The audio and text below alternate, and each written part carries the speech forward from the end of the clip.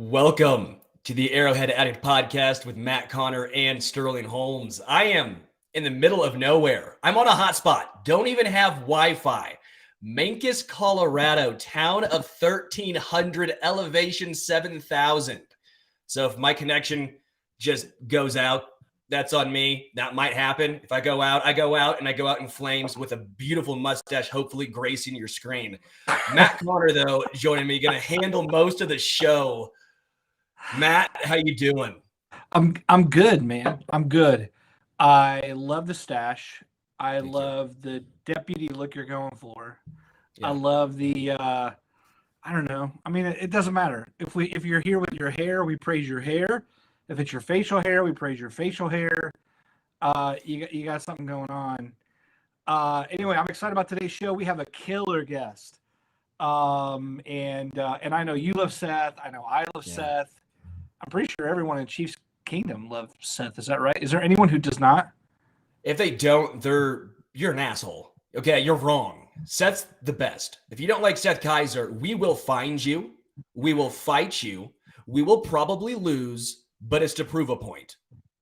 Love it. Can we bring him in? Is he around? Oh, Seth isn't here. It said Seth is. Maybe he's not here. I don't know. We're already having technical snafus. Frankly, I blame you, Matt. Okay, I'm on a hot spot in a town of. He comments. Okay, Seth Keysor is commenting right now in the comments, but won't join us. Thanks, Seth. Okay, come on now, pal. I'm literally here in the mountains. You can't see. I tried to give you guys some views, and all it was sun or wind, or I was going to get sunburnt, so I wasn't going to do it. Sorry, guys. I love you, but I'm not going to get sunburnt for this. I already went hiking this morning. I'm not a hiker. I just had COVID, so that's why I was gone last week. I just hiked like 4 miles. Okay? This is hard for me. I'm out of shape. We're Casey Beer Co. I get too many beers from them to hike, okay? Did you bring some with you, by the way? No, I didn't, and I'm very disappointed. I went to a brewery out here. Let me tell you, it's not Casey Beer Co. I tried it. No. I should have brought some Casey Beer Co. here. I'm very disappointed. Man, very disappointed. Because I was gonna post some really cool pictures. I literally went to Pikes Peak. I did it just for the donuts. I hate heights. Heights. Just for the donuts. Yeah, there's donuts up there. Oh, Seth, baby. There he is. Look. Hey, fellas. I'm going to own this. I sent Seth the wrong link. You did. You sent me a lovely link to the live stream. Yeah, and I was like, hey, Seth, be a guest on this thing that you're watching and not participating in. It made it feel so much more real to me. In case you haven't noticed, we've got this ironed out like completely without wrinkles. So our show, it's like we open the envelope and announce it's La La Land as the winner, and instead it's not. Seth, welcome to the show, my friend. Hey, thank you guys for having me. And for what it's worth, I liked La La Land. I didn't think I would, but I did. And so I mean, I don't know. It was a good show. I bailed in 5 minutes for the movie, right? La La Land. Yeah. Did you not make it through the opening musical score? Was that the problem? Yeah, man. I love musicals. But see, I'm a different kind of cat. I went to Sum 41. I go to a Sum 41 concert. It's not. Sorry, like I couldn't do it. I'm an old, and that helps me. Sterling just said he loves musicals, but then bailed on a musical number after 5 minutes after he probably paid for it. I think that's a lie on the front end. It was a terrific show. And yes, the early musical thing, I think maybe you have to like really love LA to get into that first one. But you just ignore that. I was like, you know what? Ryan Gosling's going to show up eventually and it's all going to be okay. That's it. Hey, that's kind of true of anything. Like if Ryan Gosling showed up right now, he would make up for Sterling's mustache. He would make up for our link snafu. Like he would just take care of everything. He would also get torched though playing cornerback. We saw how that played out. And what was it? Remember the Titans? We saw he could not play cornerback. Yeah, he couldn't hang with those guys. He could not hang with them. And he had to end that movie knowing that he was nothing but a liability once they got to the next level. And that's got to be tough. So, hey, it's Clint. Sorry, I'm reading I'm reading comments now. You guys caught me. I don't know if you see that Briscoe is in the comments trolling you guys. Dude, it happens in my sleep anyway. I have picture Briscoe just kind of hanging around in my dreams, like trolling. He's and adding texting me right now. He says, "Read my comments, you bleep." I'm sorry. Okay, just Oh my goodness, this There it is. this you guys have to understand. I mean, I'm sure Sterling, you live this more than I do. My life, having met Josh, has had like a 20% downslope in quality, just purely from having Josh in my life. But he's part of my life now, so what are you gonna do? I can't. I love it. I love it. Yeah, can't get rid of him. At least not legally. So. At least not legally. Well, you're a lawyer, dude. You would know as a lawyer, restraining right? order. You could totally do a restraining order. I could try. I don't know. I lose more and more faith in the legal system the more I watch the Depp Heard trial. And so I just don't know. I've just decided I can't do anything. So I like you. There's a comment here from Sam Elder. Is there any content coming up? I make no promises. Sam, we're so sorry. Yeah. Hey, so let's get in the show. Here's what we owe people. We owe people like, who is Seth? What's going on to my show? Josh Briscoe just donated $1. I'm not acknowledging anything that Josh is doing out there right now. So here's what I'm so mixed up right now with Sterling in Colorado and Josh Briscoe trolling us. I don't even know what to say. Okay, so folks, if you're new with us, welcome to the Arrowhead Addict podcast. We're 20 minutes in and we're still doing intros. However, let me say this.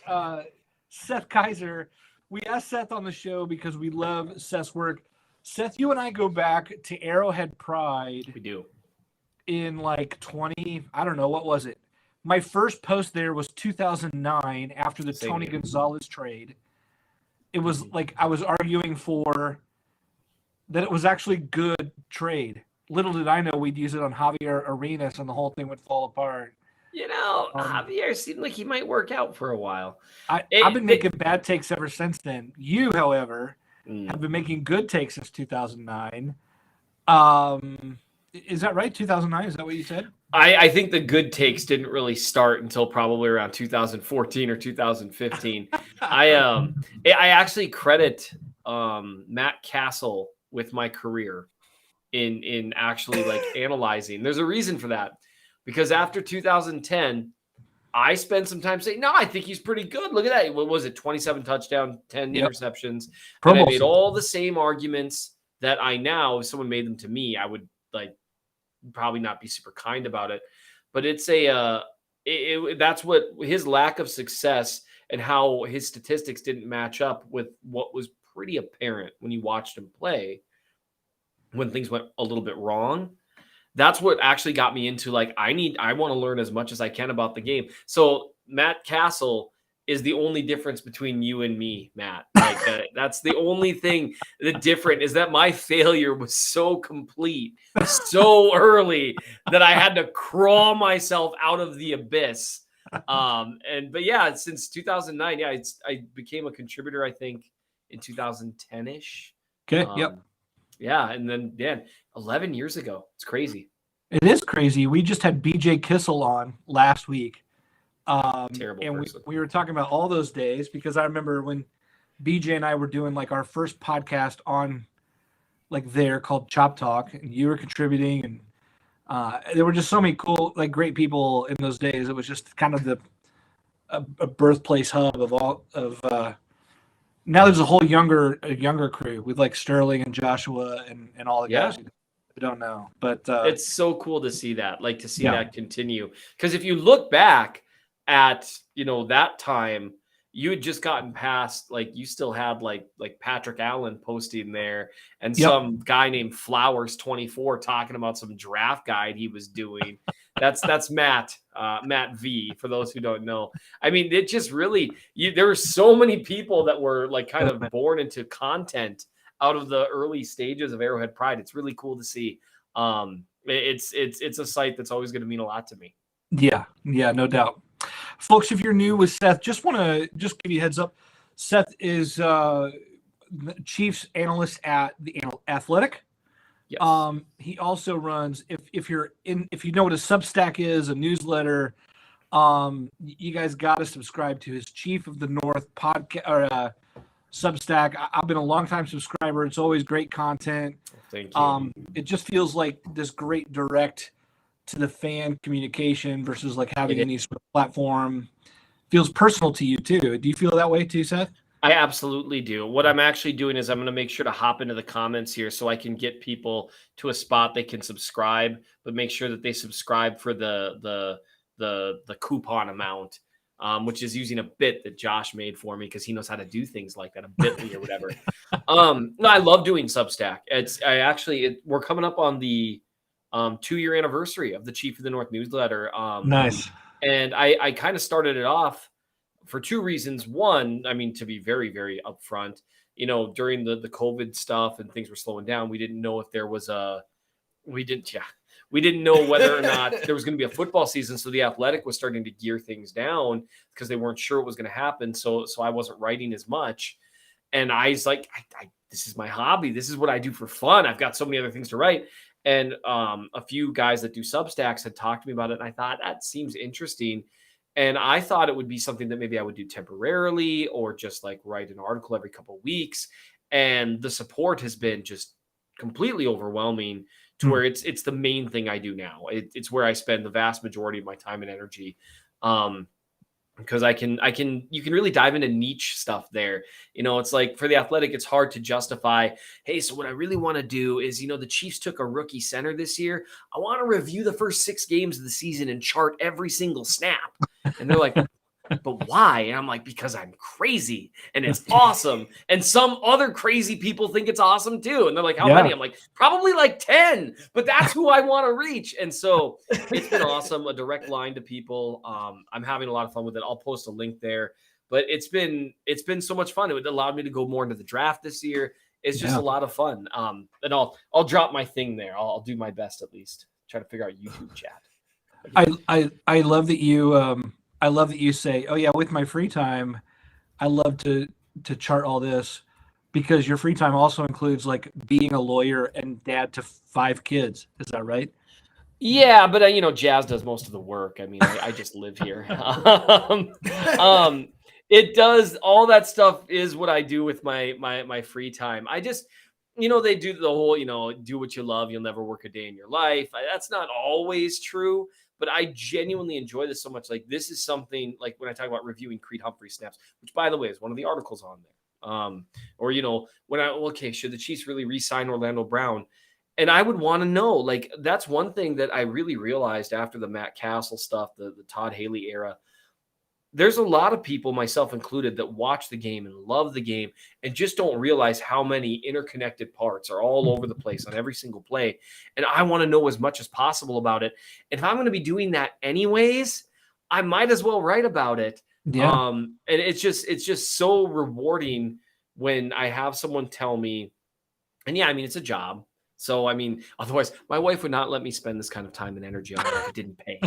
But what's really rewarding for me is when someone says, hey, I like football now more, having learned a little more, because the more I learn about football, the more I like it.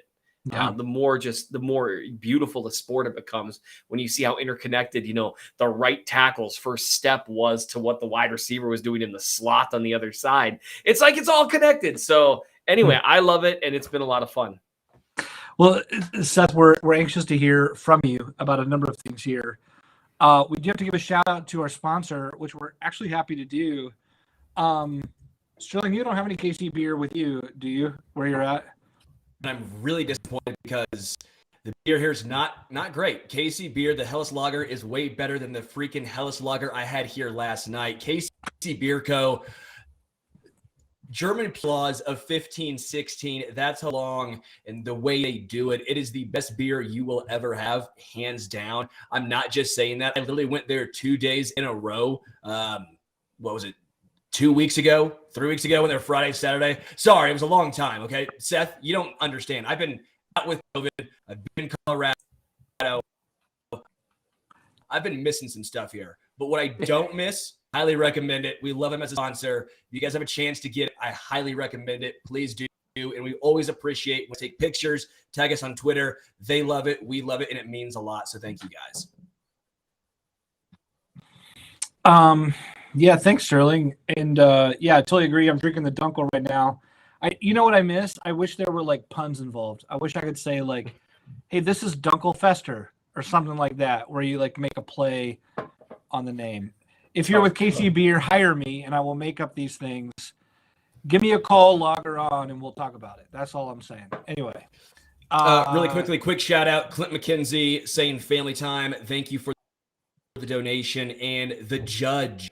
What current chief would be the best UFC fighter? Thank you for the donation. But Seth, what current chief would be the best UFC fighter?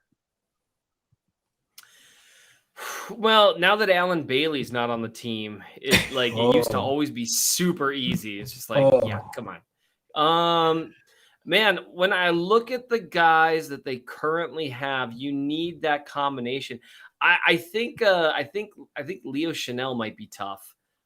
He seems like he really does like to hit people like a lot. And then obviously, I mean, unless you've stood next to Orlando Brown, it's tough to emphasize what a massive human he is. And at a certain point, they say like, the size, it's not about the size of the dog in the fight, it's the size of the fight in the dog. That's not always true. And that it doesn't matter how much fight that Chihuahua has, the Rottweiler's going to get it. And that's Orlando Brown in most situations. But in terms of a UFC fighter, this is going to sound like I'm making this up. But if we assume, right, that they're going to have, 2 years or way longer to really do it, right, to like come up in the sport and really do it, I have a hard time picturing Patrick Mahomes failing at anything, like athletically. If you gave everyone, okay, we're going to give all of you 5 years to train, I feel like he would be the one just because he succeeds at everything. Have you ever watched the man golf? It's ridiculous. It's just gross. So it'd probably be him, but it should always be Alan Bailey forever, just hanging above the heads there. That's pretty great. That's pretty great answer. Plus, I love the ability to bring Mahomes into it just to like satisfy every fan. Like, oh, you mentioned Mahomes, you're good, man. Oh, absolutely. I think once every 7 minutes when I'm on air or my head explodes. Hey, Seth, I want to lead out with this, and it's a little bit different question than what I was going to lead with, but the discussion around Orlando Brown Jr. and the entire contract extension is around he shouldn't be like, just for the sake of review, Orlando Brown Jr. stating per rumors that he wants to be paid as the highest paid left tackle in the game. Today Jordan Schultz came out with the report that the Chiefs are going to get something done before July 15th. Of course, if they don't, then that forces both sides. It forces the Chiefs to pay up $16.6 million this year, like it or not. And it forces Orlando Brown Jr. to table any security discussions of a long-term deal until after the season. So what this means is if they're motivated to get something done, there's a certain subset of Chiefs fans that are against this deal. Like they'd almost like to see it. Like they'd almost like to see him traded after the season or, have the Chiefs look at cheaper options down the road, etc. And it generally goes something like this. They may like Orlando Brown Jr., but making him the highest paid almost makes them want to write it off. Sure. If there's any Chiefs analyst known for nuance, even on Twitter, you try really hard to say, I'm only given so many characters here, but let me make the most multi-layered, nuanced, complicated thing that I can, right? Like, let me acknowledge the complexity of the situation. As I think about this, I look at those fans and just think it's not about what he's done. You pay a guy for what you think he's going to grow into. Sure. So what do you think he's going to grow into? It seems like the Chiefs like what that progression is going to be. Can you bring some nuance to the argument for those who need to hear it? I think there's multifacets here. And so, I don't even know where you'd want to start in terms of the multifaceted stuff. I do understand the argument of not paying a top 5 tackle, top 5 money, because he's not a top 5 left tackle. yet. What is he in your book? Top 10? He hovers around there. Depends Okay. on what you're looking for in your offense too, because there's different guys that have a little better feet than him, but they're not going to be as mauling.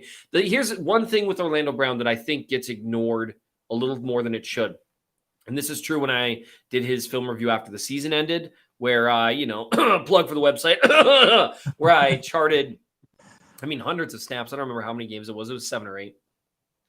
For wins, losses, because that's what matters, right? You can look at sacks given up, but how often are they giving up sacks? What matters with a tackle is what they're doing consistently, snap in and snap out.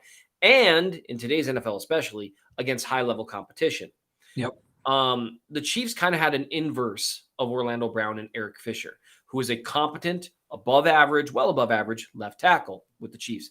However, he consistently struggled with high-level competition. And even say if in pass rushers, you've got average, above average, good, and then great. He struggled with the great and he struggled with the good, particularly guys that had power moves in their repertoire. And so Orlando Brown's a little different in that it doesn't really matter where the competition falls on this scale. He's the same guy pretty consistently. He'll play as well or better against Trey Hendrickson than he will against some doesn't really matter who. And some might look at that as a negative thing because he might end up giving, with some quick speed rush, he might give up a sack to a guy that you wouldn't think he should.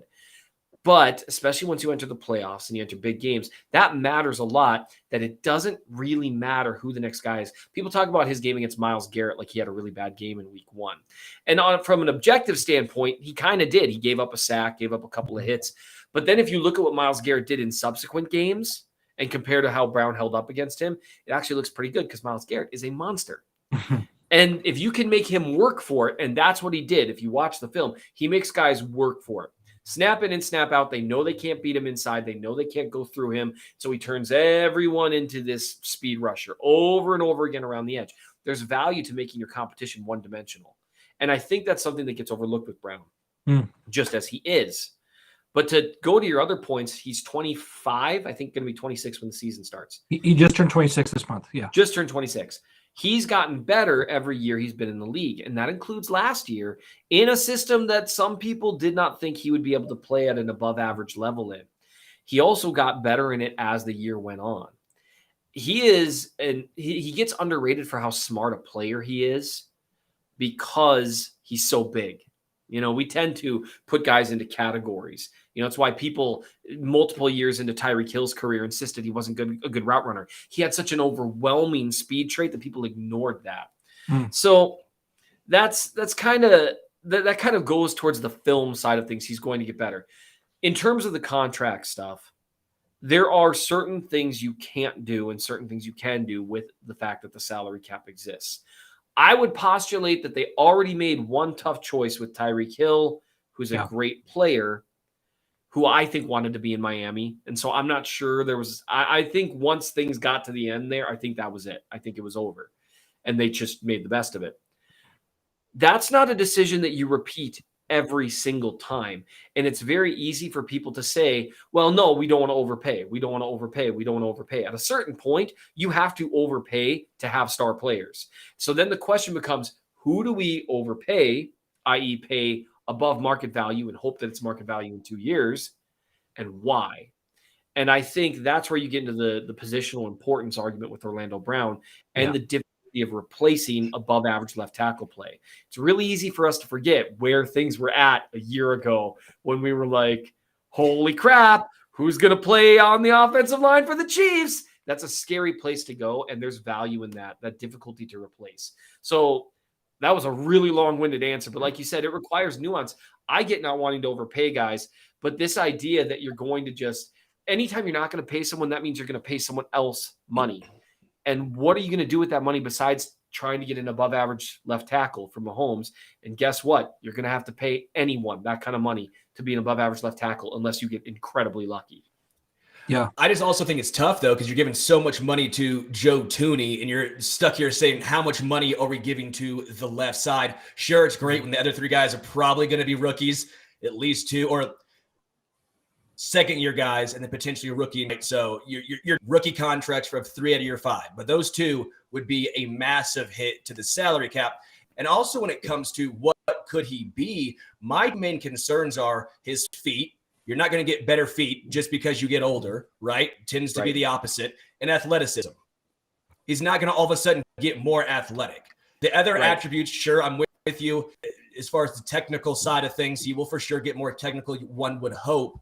But do you have any concerns as far as when people say, well, what could he be? He could become this, that, or the other, that he might have some more limitations that keep him from becoming that elite type of left tackle?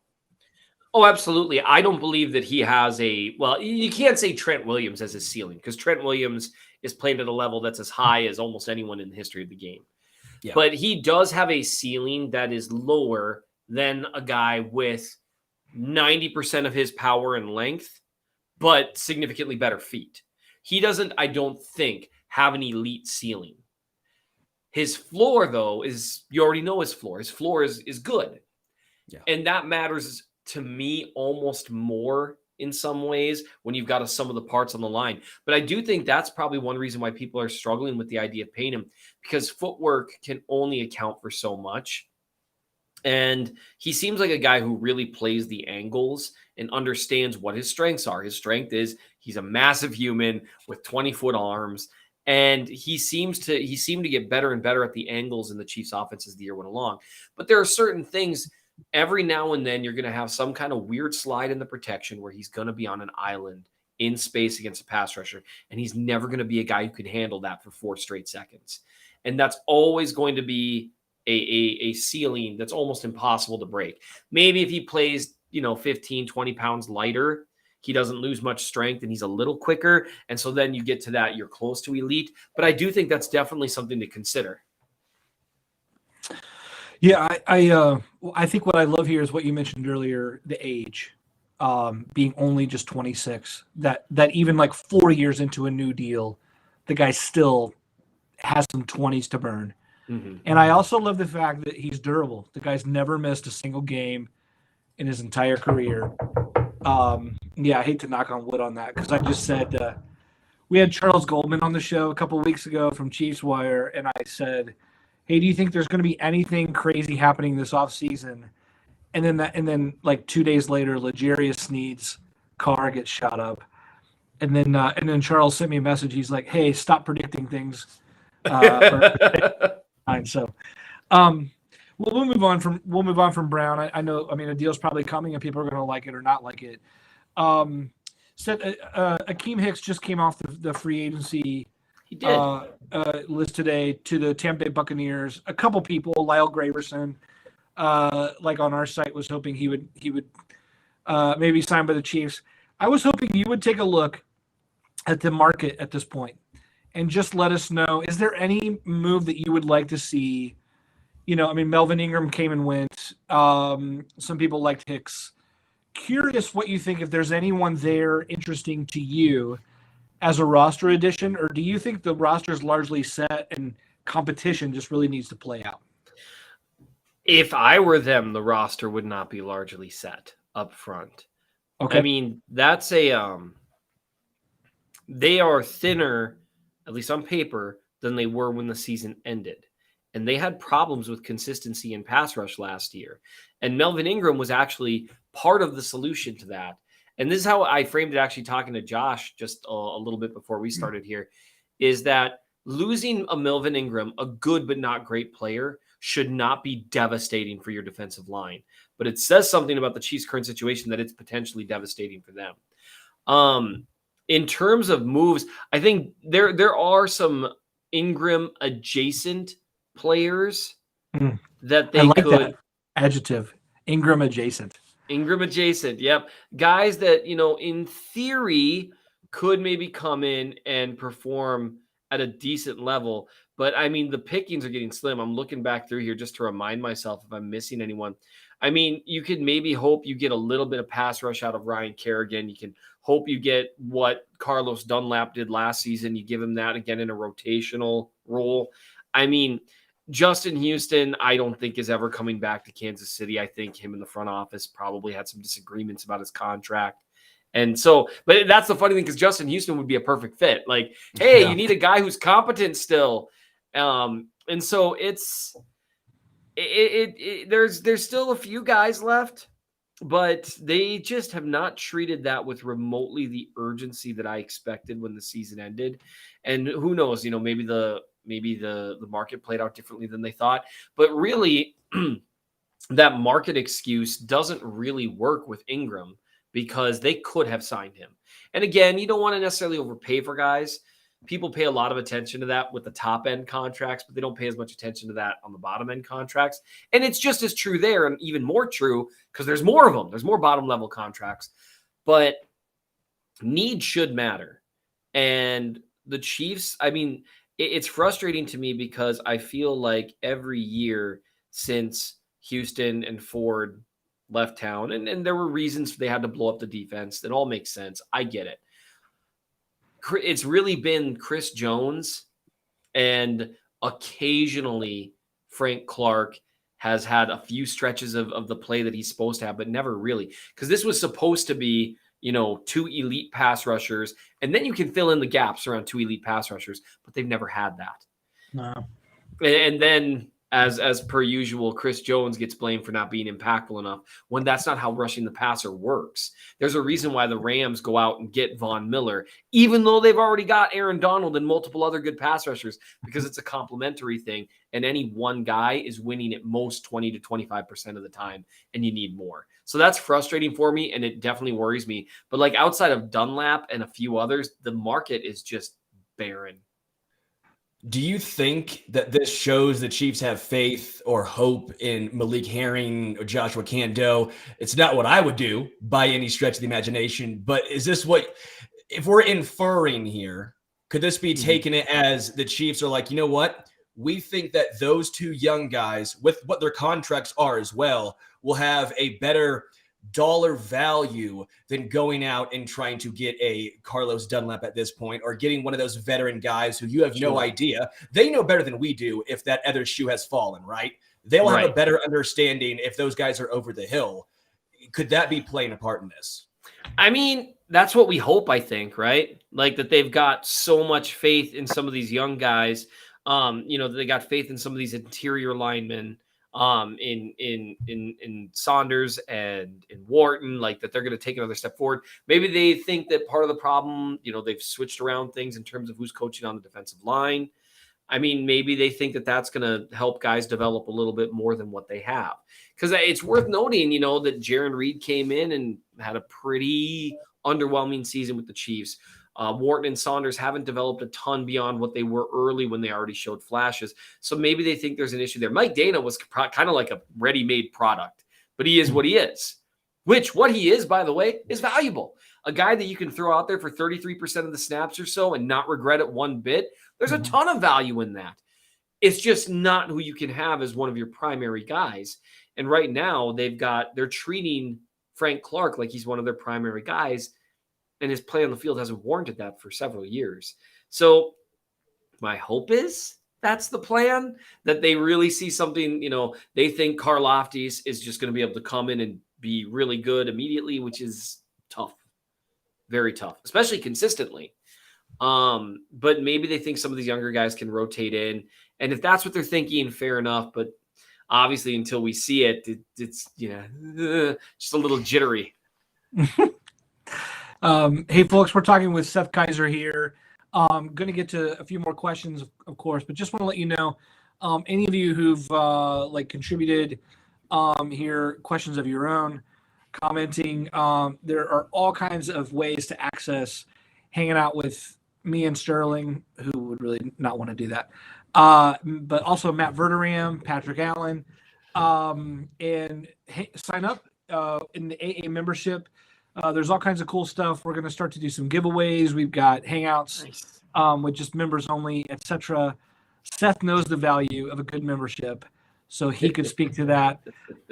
So if you're already one of our members, of course, you should add Seth to that line item expense in your Chiefs membership account. That's also good.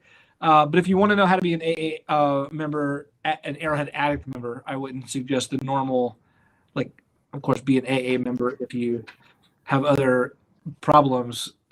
Those two initials have a lot of meaning to different people, so I'll just say it that way. Anyway, If you want to, I'm screwing all this up, but see the link, see the description wherever you're getting your podcast. Dude, we're also sponsored by a beer company. Yeah, it can't be that AA. That'd be. I'm watching Matt just spiral, and it's not great. Seth, this happens every week. This happens every week, and I'll probably get some email is in my inbox already. I'm sure. Anyway. Yeah, what are you gonna do? Hey, Seth, I'm glad you're a lawyer, by the way. I'll be talking to you after this. So I can help you. Hey, Seth, what based on what you're hearing, seeing about OTAs, the Chiefs roster looks radically different than anyone who would have thought before the offseason began. Just like on the whole, it makes me curious about the way you're viewing the roster right now. How optimistic are you? Do you like what you're hearing? Are you feeling pretty confident? You mentioned earlier the moves you'd make, so that maybe that gives us some idea of what you're going to say, but I'd love to just kind of hear you sound off on how you feel about the state of the Chiefs in late May.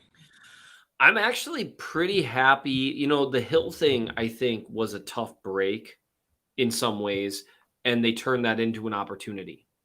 If they killed this draft and, you know, the early returns, everyone loved the draft, and I love the draft. And I'm not a draft Nick. I didn't really know a ton about the guys till I reviewed their film. And sometimes that's gone well in the past. Like I remember reviewing Breland Speaks' film and I was like, okay, I guess we'll see what happens. But I thought that about Juan Thornhill too. So what do I know? Subscribe. So, I mean, they had on paper a really good draft. And if they did crush it, and if even half the guys they drafted in this draft turn out as they're hoping, the Tyreek Hill thing isn't going to go down as something that really hurts them that much and really actually allowed them to do a soft reset in terms of the team structure, because they're a very differently structured team just based on that one move. You got to bring in a ton of rookies and kind of higher level type rookies.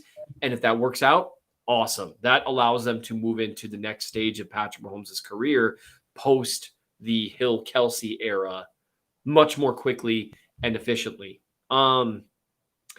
I like if you look at, you kind of view it by each position group. And if you look at it, you know, obviously quarterback, they didn't really need to do anything there. You know, the running back position, we'll see what Clyde has. You know, he's had a couple of years where he's been fine, but he hasn't really stayed healthy and hasn't been really a needle mover. You know, bringing in Ronald Jones, who's a better runner, at least on film, that's a decent idea. It doesn't really move the needle much. I do like what they did with the wide receiver position. I think they were just put in a tough spot with what happened with Hill, but grabbing the guys that they grabbed that allowed them to do things a little bit differently and approach things a little bit differently. The offensive line looks good. So, you know, you go through each position group, and really the only position group right now that I'm stressed about is the defensive line. Unfortunately, that's a really important position group. And there's also the fact that at corner, even though I'm not stressed at it because they've thrown so many bodies at the position, and I love that they did that in the draft, because no one knows what they're doing when it comes to corners. No one. It's impossible. Even pros year to year, they go high, they go low. It's crazy. I would say you just throw bodies at it. Find talented guys, throw bodies, grab a guy like McDuffie who has great college film and was asked to do a ton in his college defense. He was asked to do a bunch of different types of coverage. Great. Hopefully that works. So then you throw other talented bodies at the position. You grab a Williams, you grab a Watson, you grab a Cook for the safety position. I love what they did there, but they're still relying a lot on young guys at corner. That makes me a little nervous. The thing is, they've shown repeatedly they can make it work developing guys at corner. So that just isn't stressing me out as much as defensive line. Overall, I feel good about the roster. I wish they'd been more aggressive on the line, but that really is my biggest beef with how the offseason went. The Chiefs have had a noticeable structure change in the past probably year or two, getting more physical. They've gone from a more finesse-based team, especially in the offensive line. Orlando Brown Jr. is the opposite of Eric Fisher, right? Mitchell Schwartz was a technician at right tackle, but he was not a super physical guy. Brian Cook, Leo Chanel in the draft. Obviously, George Karlaftis, Kennard. Are you enthused about this more physical style that we should be seeing from Kansas City? I think on defense, it was a necessity. Back in February, right after the playoffs ended, I wrote about like 4 of the 10,000 feet in the air needs that I thought needed to be addressed on the roster, and one of them was improved speed and physicality on defense at every level, and that's what they did in the draft at every single level. Karlaftis is an underrated athlete. People know that he's not a bendy guy, but he's a good athlete. He moves around well. He's got some quickness. He's got some burst. He's got a better first step than he gets credit for. Chanel, excellent athlete. He can actually do some of the Sam linebacker stuff and move sideline to sideline, in theory. Cook is an excellent athlete. McDuffie's an excellent athlete. Williams and they're excellent athletes. I love that they did that on defense, and all of them are guys that are physical on film as well. So I love that. On offense, I'll believe it when I see it that they are going to really adapt that much more of a physical mindset, just because, for one, when you have Patrick Mahomes, you're never going to be like, yeah, let's run the ball 40 times. On the other hand, they've got a line to where, especially if teams are going to we're going to keep playing these 2 high shells. We're going to have our linebackers backing off at the snap. I would not care if Andy Reid started a game saying, we are going to hand off the ball 20 times in a row until you jackasses stop doing this to us. And I'd be okay with it. So I do think it's an important thing for them to do. Like you point out, I mean, their line is significantly more physical. Kennard fits right in with that, in terms of being a more physical player as opposed to a finesse player.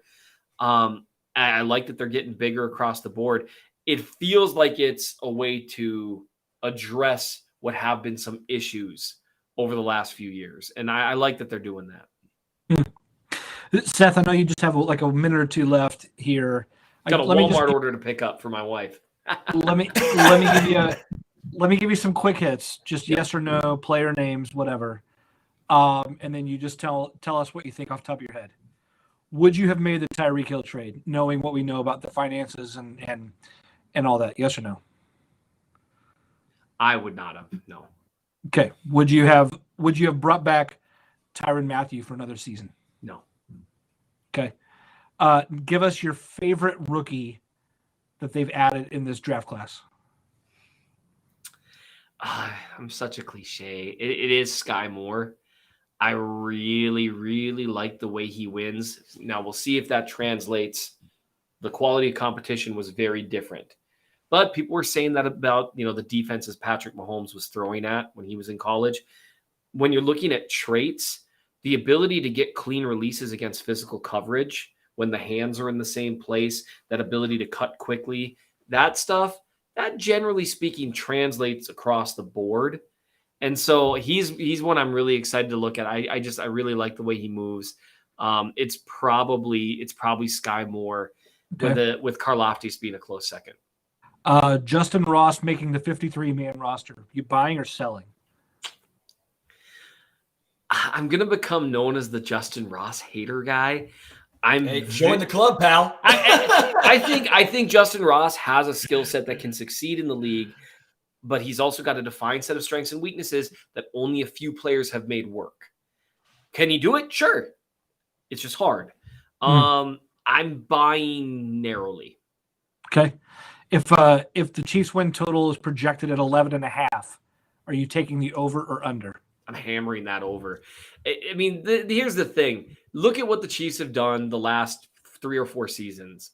They deserve the benefit of a doubt over a team that didn't make the playoffs last year, a team that added a maybe washed up Russ Wilson and lost the defensive coordinator that gave Mahomes problems. Now we'll see. Now I might look like an idiot for saying this, and but I mean, it is what it is. And the Raiders, I mean, yeah, I guess we'll find out. I mean, maybe we'll see. But even if those 3 teams all do really, really well, that's 6 games out of the year. The Chiefs are not some 9-win team.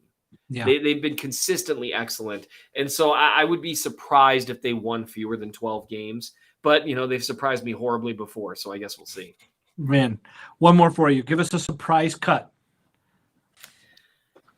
Oh, the surprise cuts. I always hate those because I can never really. You know what? At this point, the most likely surprise cut that would freak out the fan base is Justin Ross. Yeah. And that sounds terrible to say. I hope he makes it. Great story. The skill set is there. Yeah. It's just hard. hard to succeed as a contested catch guy in the NFL. Man. Well, Seth, we know you got to go. You've been, it's a real pleasure to have you on the show. Hopefully, maybe we can have you in again, training camp or something, and talk more about what we're seeing and learning from the Chiefs. That would be absolutely awesome. I really appreciate you guys asking me. Sorry that I have to go. I can already, I can feel my phone buzz. Yep, I've got a text. I actually answered a phone call from Jazz while recording Times Ours last week or 2 weeks ago. And so I'm actually not going to do what I was about to do. So I do like a FaceTime thing. But no, I appreciate you guys very much, and hopefully we can chat again soon. Sounds good, Seth. We'll see you later. All right, take care. See ya. Folks, you can make sure to keep up with what Seth's doing online. Follow him on Twitter @RealMN. That's for Minnesota Chiefs fan.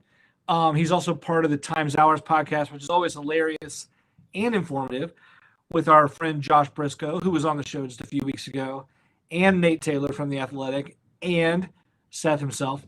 And then also subscribe to Chief of the North newsletter. I think we can put the link in the chat, and we already have as well.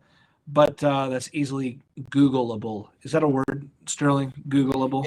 It sounds like a word. I do want to touch base on something really quickly. Talking about Justin Ross, I don't want to seem like I'm a hater or that I'm not rooting for Justin Ross, right? Obviously, his story is incredible. I think there's something there. I think this season is going to be tough. I think in the future, he could make an impact for Kansas City. But just this season, I feel like it's more of a practice squad situation. The reason why is when you are a rookie, going to be the fifth string, sixth string wide receiver on a roster, you have to play special teams. I don't see him playing special teams with those injury concerns. That's the only reason. If he played special teams, I would say, yes, he's on the roster. But that's my concern, is he will not make it because of that. I think the Chiefs have a plethora of guys in the secondary. They're going to get more physical when it comes to special teams, and that's going to go with the secondary pieces, the cornerbacks, the extra safeties, and they don't want to put Justin Ross in harm's way. That's my opinion. I know the doctors, some of the best medical doctors in the entire world, right? They know what they are doing. They obviously do not want to put Justin Ross in a compromised situation. They would not have drafted him if they thought there was some probably situation where could be just catastrophic, right? Brett Veach has talked about this when it came to Trey Smith and the blood clots at right guard. So I trust the medical staff, but being a wide receiver and then also playing special teams, I think that's two different scenarios here. Yeah. I find this really interesting, and because the talent's obviously there. I mean, how many receivers get Travis Kelce and Patrick Mahomes to actively tweet and spread the word about how great this guy is, right? Like how much they're just kind of laughing at his ability, and then, or the way he's just so smooth at being so good. Like those kind of traits are rare. And if he's turning the heads of the team's biggest stars, that makes me pay attention, right? And of course, his body of work in college at the same time. But yeah, you're also right. Look, 7 rounds went where he did not go, and from if you didn't know better, you would think he was the Chiefs' second round pick, and Skye Moore was the undrafted free agent. That's what you would think. Yeah. And it's just kind of laughable the way the hype has been. I don't know. Someone's going to be proven wrong one way or the other. I get that people want to be optimistic. I get that people saw early on, that it'd be really nice if Ross works out. But there are hurdles there, and people aren't admitting those hurdles. Yes, and the thing, people are like, well, if he was healthy, he would have been a second. Well, no shit, of course, but he's hurt. It's not Madden. He was hurt. These were major injuries, and it wasn't just the spine. It was also his foot. Like, there are multiple injuries here. I really hope he works out. I really, really hope he works out. And I love the flyer, the undrafted flyer on him. It makes complete sense. I just don't know who he is going ahead of and who's going to take snaps from if he's not going to play special teams. When you have McCole, MVS, Juju, right?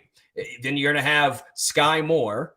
I'm not going to probably throw Josh Gordon in there because I'm me, I was out on Josh Gordon last year. I'm not going to be riding that wave this year. But if he's your 5'6" guy, that guy has to play special teams. So I don't know how he makes it this upcoming season. Again, I'm rooting for him. I want him to, but there's just so many unknowns. I'm taking the more approach, I guess, than the extreme optimistic approach. Hey, look, taking the cautious approach right now is rolling with conventional wisdom. Like anyone who wants to make him out to be some automatic lock is the one being a little bit delusional, or at least being like ridiculously optimistic, which you can be. That's fine. It's the offseason. Sure. Right now, every fan base is optimistic when you know half the teams are going to have a losing record. So, like, that's fine. But anyone who's like, oh man, forget, someone here in the comments, hey, I'm out on these, these guys are down on Justin Ross, I'm out. Honestly, fine, be out. If you can't handle nuance or real facts, or the fact that the whole draft came and went without someone writing the words Justin Ross. People wrote 3 punters' names on draft cards and not Justin Ross. So if you're out there, you're probably out on 32 general managers. So good luck drinking whatever watery junk. You're not even drinking Matt, KC you're beer. heated right now, KC dude. Beer, man. You're not even drinking KC beer. Anyway, I'm just joking around. Feel free. We're out. I'm out. My wife would probably tell you, yeah, I'm out on that guy too. Whatever. I don't know, man. Last year, you're the dude who was so high on Josh Gordon. I'm surprised you're not on Justin Ross too. Yeah. Again, look, I just say that. What do I know? I don't know. Like I told Seth, I've been doing bad takes since 2010. I'm employed. Whatever. Do you have a surprise starter, a guy that you think a lot of people are not talking about enough, that either gets major playing time or starts that you think is not getting enough run here? I'm going to say this, and I don't like it. Hear me say, I hate this scenario, but I think Lucas Niang is coming back from a troublesome injury. I think Darian Kennard is a rookie. It wouldn't surprise me if Andrew Wiley is your starting right tackle. Oh, yeah, that's the safe approach. I thought you were on the Lucas Niang train with me, and I was about to get so stoked. I'm riding that Lucas Niang train until it's the same thing with like Alberto Mondesi for the Royals. I understand I'm an idiot. I understand he's never going to live up to the potential, but there's always just something tantalizing, and you're like, I've ridden this train so long. If I get off now, I feel like I'm just going to miss my stop. I'm going to miss my stop. We're almost there. 1 foot more, and I make it. So I'm just going to keep riding with Lucas Niang until he's out of the NFL. I hope you're right, because he's on he's on a rookie deal, second year of a rookie deal. If you can grab a starter there, you're looking at 3 cost-controlled years. I love that quote from Chase Young. I think we'll be quoting that about Lucas Niang until he's 45. That at one time, Chase Young thought he was badass. Maybe he still is. I love it. I hope for him, because he seems like a great guy, a really willing player, a really gifted player, where injuries have just gotten the best of him. And that seemed to maybe kind of be the case with Willie Gay for the first year and a half, too. And then we started to see some consistency in playing time, and then we really saw him come into his own, and you're like, oh, okay, Willie Gay is going to be a player here. I hope we're saying the same thing about Lucas Niang at the end of next year. So, that's what I think. What do you think? Who's your surprise starter? I was going to say Lucas Niang. He was going to be my surprise starter. Whenever he's fully healthy and cleared to go, I think he takes over at right tackle. I think a lot of people are giving it to Kennard because he was drafted. I think Kennard's going to be I'd be fine with Kennard, right? I'd be fine. I just feel like Lucas Niang has just so much potential. There's a reason why Kennard was a 5th round, if I'm not mistaken, 5th round for Kennard. So, yeah. And Kyle on the comments right here brought up a fun one. Gordon, Baker, and Gore are his surprise possible cuts. I want to touch on DeAndre Baker. I feel like that's actually a decent scenario, and one that I'm with you with there, Kyle. DeAndre Baker has been kind of duct tape in the secondary last year, right? They brought him in. He was the former first-round draft pick, had whatever happened to him in New York, those off the field, I don't want to say issues because a lot of it got overturned, right? but he was not really brought in or even brought in this year to be a major piece in the secondary, in my opinion. They've spent so much capital in the secondary. Joshua Williams, even, for example, I think has a lot of high upside. I'm with you. I think DeAndre Baker could be on the cutting block, and I wouldn't be that surprised. Where do you land there, Matt? Yeah, I mean, I think Baker's days are over. I think the number of cornerbacks in the draft speaks for like anything other than the surest things in the secondary. I think they tell the story of how much Brett Veach wanted to go after those guys. I will say this, one maybe surprise. I think Jalen Watson, this will be a minor surprise. I think Jalen Watson is going to be more NFL ready and will get more playing time than Joshua Williams this year. I think he's going to be like this year's Fenton. I think he's going to show up well. He's experienced. He's got the stuff. I think he's in that mold. So I like it. Anyway, no more surprises here. We're out of surprises because we're out of showtime, folks.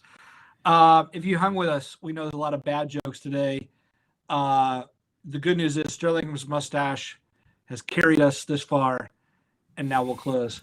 As always, if you're listening, if you're watching, we so appreciate all of you, except for the guy who told us to get out of here. He's still drinking watery beer. I'm obsessed with that guy or girl, whoever they are. Anyway. Dude, this is bad though, Matt, because now people know they can get under your skin. See, you got to have thick skin because the second you show a weakness, you are going to get taken advantage of. I'm all weakness, and also I'm not even thinking about that guy after we're out of here. So, hey, my name is Matt Connor. You can follow me. You don't need to follow me. At Homestretch KC is Sterling Holmes. On Thursday, Matt Verderam will be with you at the very least. I'm not sure about Patrick. Patrick Allen's on vacation, folks, hanging out in sunny Florida. And I think he's gone for the next week. So we'll see what's up. Next week, I'll be gone. Sterling's going to be running the show. And I'm sure he'll have some special guestery and magic at work. And we'll see if the mustache is still there. Seriously, love to y'all. Anyone who listens, anyone who watches, it's a lot of fun to hang out, to interact, to be with you guys.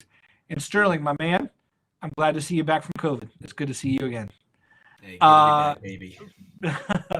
Peace out to everyone, and we'll see you next time.